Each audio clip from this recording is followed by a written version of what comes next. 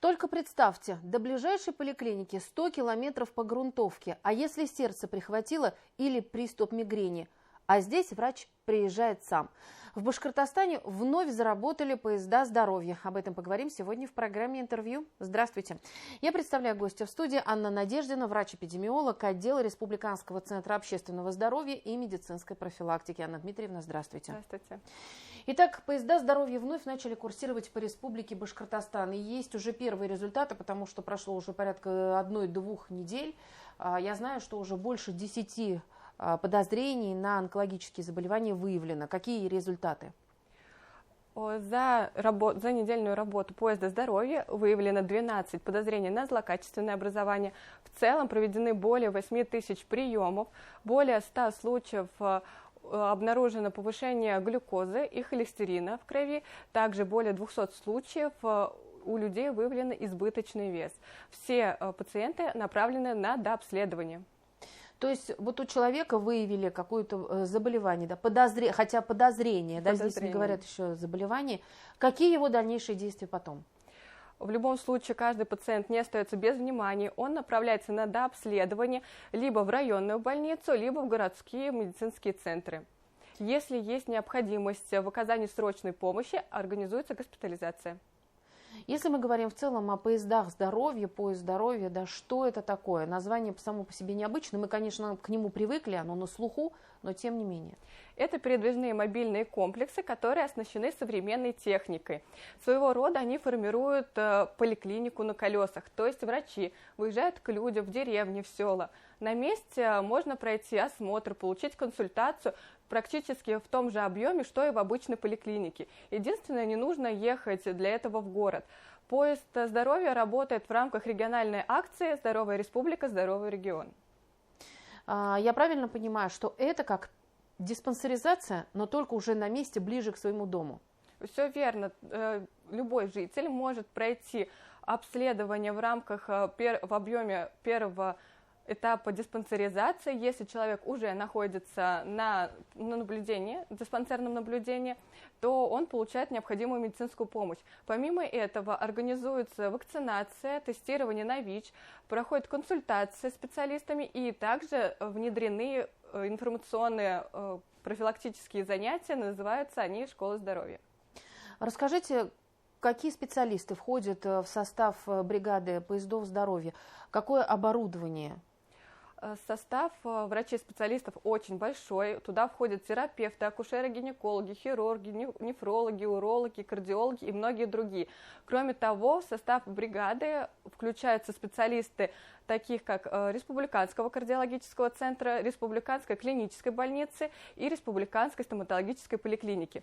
Если немножко рассказать о модулях, то, к примеру, если взять Республиканскую клиническую больницу, их модуль, он состоит из 7 кабинетов. Первый кабинет акушера-гинеколога, офтальмолога, отоларинголога, ревматолога, кардиолога, кабинет лаборатории и кабинет специалиста. Если взять в пример Республиканский кардиоцентр, он оснащен аппаратом ЭКГ, эхо, гематологический анализатор и системой скрининга сердца. С этого года к нам добавился Республиканская стоматологическая поликлиника, у них есть свой комплекс. Там работают врачи-стоматологи, хирурги, врачи-стоматологи, терапевты. Они оказывают квалифицированную стоматологическую помощь в рамках терапевтической стоматологии и хирургической стоматологии. Пациенты также в формате выездной работы получают онкологический скрининг. Вот в таком формате работают. А расскажите, я правильно понимаю, что например, какая-то территория, когда ведутся переговоры о том, что к ним приедет поезд здоровья, то они обсуждают именно состав специалистов. То есть, и, допустим, если где-то нуждаются остро более в кардиологах, то туда усилят бригаду кардиологов. Конечно, мы проводим мониторинг заболеваемости по муниципалитетам. И исходя из этого уже формируются бригады. Но хочется отметить, что у поезда здоровья есть 6 маршрутов, основные по которым он движется: Уфимский, Дуванский, Нефтекамский, Стерлитамакский, Октябрьский и Белорецкие районы. В целом поезд охватывает 55 районов. Вы уже сказали, что в 2026 году присоединилась стоматологическая клиника. Какие еще новшества есть для обследования в рамках поездов здоровья? Да, такой большой момент, что добавился к поезду здоровья, это республиканский стоматологический комплекс. Также в акции участвуют профессорско-преподавательский состав БГМУ, который оказывает высококвалифицированную медицинскую помощь. Также привлечены студенты старших курсов медицинских колледжей, как волонтеры-медики. Также хочется отметить, что поезд был оснащен переносным УЗИ-аппаратом, и также добавились специалисты, которые оказывают психологическую и наркологическую помощь. Если сравнивать с результатами прошлого года, вы наверняка анализировали работу поездов здоровья в 2025. Вот какое резюме, какие результаты есть и к каким выводам пришли? На самом деле результаты говорят о том, что это достаточно хорошая и эффективная работа проходит. За 2025 год было проведено более 175 тысяч приемов, обследовано более 34 тысяч человек и охвачено 356 районов. Но мало говорить о цифрах, какие же есть результаты. Выявлено более 40 тысяч подозрения на заболеваний, было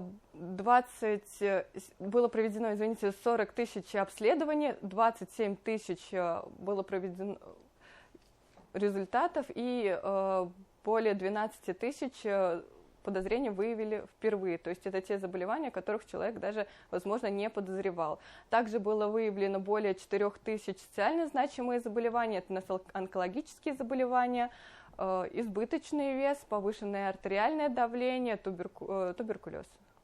Ну и потом уже от самого человека зависит, да, куда он дальше направляется, или от характера болезни зависит, куда дальше человек направляется. Либо это райцентр, либо это в УФУ, в республиканское какое-либо медучреждение. Конечно.